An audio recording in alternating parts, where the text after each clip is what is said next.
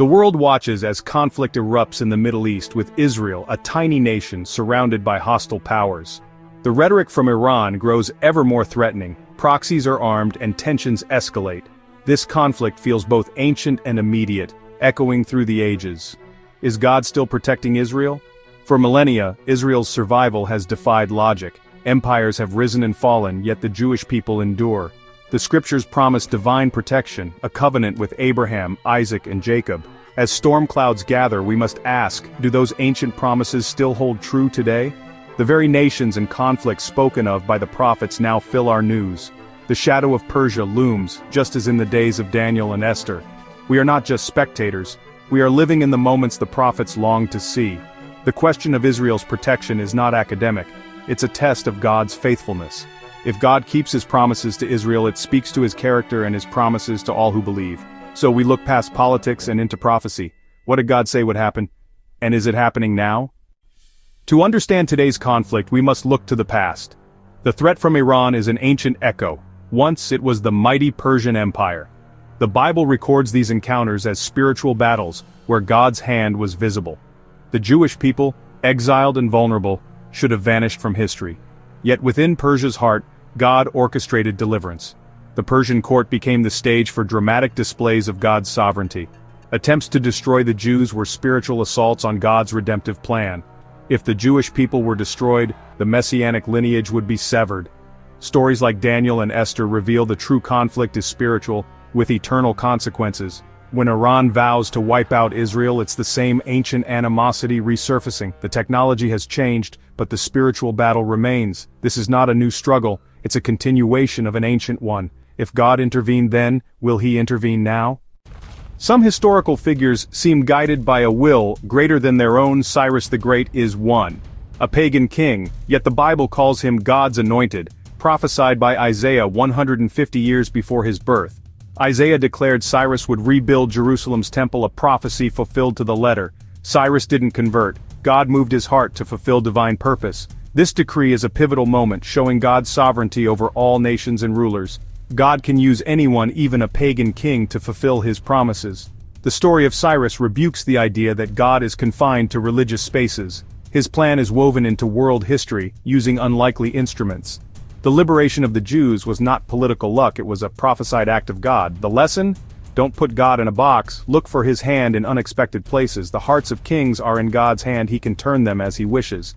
God's plan doesn't depend on human goodwill or shifting alliances. His purpose will stand using whomever he chooses. In Persia's corridors of power, Daniel's faith became legendary. A Jewish exile, Daniel rose to authority through wisdom and integrity. But his loyalty was to God. His enemies, unable to fault his work, attacked his faith, banning prayer to anyone but the king. Daniel chose faith over safety, praying openly to God. Thrown into the lion's den, Daniel was miraculously preserved. God shut the lions' mouths. King Darius, witnessing this, decreed reverence for Daniel's God. One man's faith transformed an empire's perspective. Daniel's story mirrors Israel's, surrounded by enemies, yet divinely protected. The lions of history have been held at bay by God's hand. Daniel's faith was in God's character, not his own strength. This faith has sustained Israel through centuries. It's a faith in the God of the impossible, who preserves his people for his glory. The threat continued in Esther's time as Haman plotted genocide against the Jews. Esther, a Jewish orphan turned queen, was placed in the palace for such a time as this. Risking her life, she approached the king to expose Haman's plot. Her courage, guided by God, reversed the decree. Haman was executed and the Jews were saved. The story of Esther is a masterclass in divine providence. God's name isn't mentioned, but his fingerprints are everywhere. He works through human choices and courage. The day set for destruction became a day of deliverance. God protects his people, often through quiet orchestration, not just miracles. Even when God seems silent, he is never absent. Esther's story is a promise. God is always working to save his people. He turns the plans of the enemy into victory for his own. The Bible prophesies a future invasion of Israel requiring God's dramatic intervention. Ezekiel describes a confederacy led by Gog from the north, with Persia, modern Iran, as a key ally. This coalition will invade Israel in the latter days, seeking destruction. For centuries this seemed impossible. But today these alliances are forming. The prophecy says God himself will draw these nations in, to reveal his power. God's intervention will be unmistakable. Hail, fire, and brimstone will destroy the invaders. The world will know Israel's survival is by God's hand, not military might. The stage is being set for Ezekiel's prophecy to unfold. This is not a promise of perpetual peace, but of ultimate protection. God will allow the enemy to gather, only to demonstrate his unmatched faithfulness. Israel's defender will be God himself. Paul's olive tree metaphor in Romans reveals God's enduring commitment to Israel. Israel is the cultivated tree. Gentile believers are wild branches grafted in. The Christian faith doesn't replace Israel. It's included in the same promises. We draw spiritual life from the same root of Abrahamic faith. God's plan for Israel isn't canceled, only postponed. Paul warns Gentiles not to be arrogant. If God didn't spare the natural branches, he won't spare the grafted ones. If the natural branches return in faith, God will graft them back in. This points to a future restoration of Israel. The olive tree shows God's promises to Israel are irrevocable.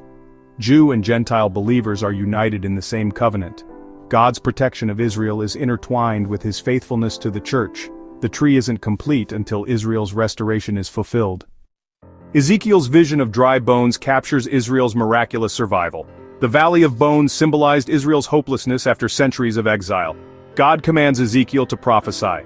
Bones come together, but lack breath. This pictures Israel's physical restoration before spiritual revival. In 1948, after the Holocaust, Israel was reborn, a miracle of modern history. The bones came together, a nation was formed. This fulfilled the first part of Ezekiel's prophecy. Israel's existence is a testament to God's faithfulness. But the vision isn't complete. God promises a future outpouring of his Spirit. The second part awaits, a spiritual rebirth for the whole nation. Israel's story is life from death, hope from despair. We have seen the bones come together. Now we await the breath of God to bring true life. We live in a time where ancient prophecy and modern events converge. For centuries, Israel's end-times role seemed impossible. Now, it's headline news. The existence of Israel is the foundational miracle for end-time prophecy. Without Israel in the land, prophecies like Gog and Magog couldn't happen. The super sign is the Star of David flying over Jerusalem. Ezekiel named Persia, Iran, as a key enemy. Today, Iran leads the charge against Israel. Russia and Turkey, also named, now align with Iran. This coalition didn't exist for most of history. It does now. Zechariah foretold Jerusalem would be a cup of trembling. Today, it's the world's most contested city. The world's obsession with Jerusalem fulfills prophecy. UN resolutions and global debates over Jerusalem are Zechariah's words come to life. The convergence of these prophecies is too precise to ignore. The question is no longer if prophecy will be fulfilled, but if we are the generation to see it. God's protection of Israel rests on his unchanging character, not current events. The Bible promises a future and a hope for Israel. His covenant is unbroken. Paul affirms, God has not cast away his people. A future national salvation is promised. Jeremiah speaks of a new covenant. God will write his law on Israel's hearts. As long as the sun rises, God's promise to preserve Israel stands. Zechariah prophesies a day when nations gather against Jerusalem, but God will fight for his city. God will pour out a spirit of grace. Israel will recognize their Messiah and be cleansed. God preserves Israel for a promised redemption for the sake of his name. The story isn't over. The current conflicts are labor pains before a glorious birth. The God who delivered Daniel, used Esther and raised a nation from dry bones will finish his work. The hope of Israel is the faithfulness of God. That hope will not disappoint. God's promises endure. He will protect and redeem his people.